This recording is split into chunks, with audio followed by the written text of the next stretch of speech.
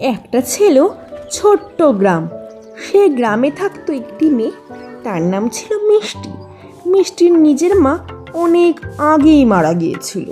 তার বাবা পরে আরেকজনকে বিয়ে করেন। নতুন মা অর্থাৎ সৎ মা দেখতে সুন্দর হলেও মনটা ছিল একটু কঠিন। সৎ মায়ের নিজের একটি মেয়ে ছিল, তার নাম ঝিলিক।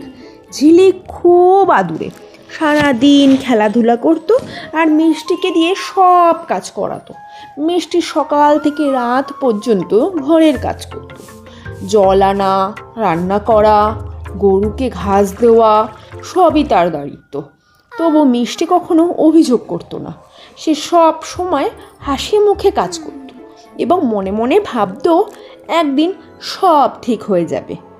একদিন বিকেলে মিষ্টি জঙ্গলের ধারে জল আনতে গেল কলসি করে। হঠাৎ সে দেখতে পেল একটা ছোট্ট পরী গাছের নিচে বসে কাঁদছে। পরীর ডাঙা ভেঙে গেছে। মিষ্টি তাড়াতাড়ি কাছে গিয়ে বলল, তুমি কাঁদছো কেন গো? পরী বলল, আমার ডানা ভেঙে গেছে, আমি উঠতে পারছি না। মিষ্টি খুব যত্ন করে তার ওড়নার টুকরো দিয়ে পরীর ডানা বেঁধে দিল, জল দিল আর বলল, চিন্তা করো না, তুমি ঠিক হয়ে যাবে। পরী মিষ্টির ভালোবাসা দেখে খুব খুশি হলো। সে বলল, তুমি খুব ভালো মেয়ে, আমি তোমাকে একটা জাদু উপহার দেব।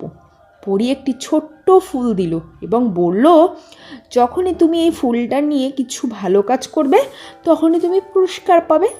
এরপর মিষ্টি যখনই কারো সাহায্য করত তখনই তার জীবনে ছোট ছোট সুখ আসতে লাগলো, কখনো খাবার, কখনো সুন্দর পোশাক।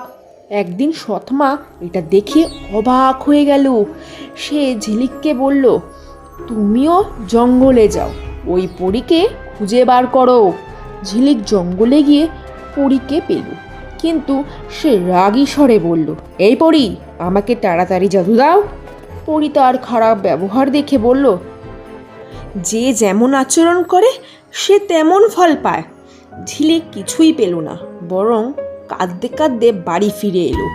সব শেষে সৎমা বুঝতে পারল যে মিষ্টির ভালো ব্যবহারই তার সুখের কারণ। সে নিজের ভুল বুঝে মিষ্টির কাছে ক্ষমা চাইল। এরপর থেকে সবাই মিলিয়ে মিশে সুখে শান্তিতে থাকতে লাগলো। নৈতিক শিক্ষা কি বলো তো বন্ধুরা?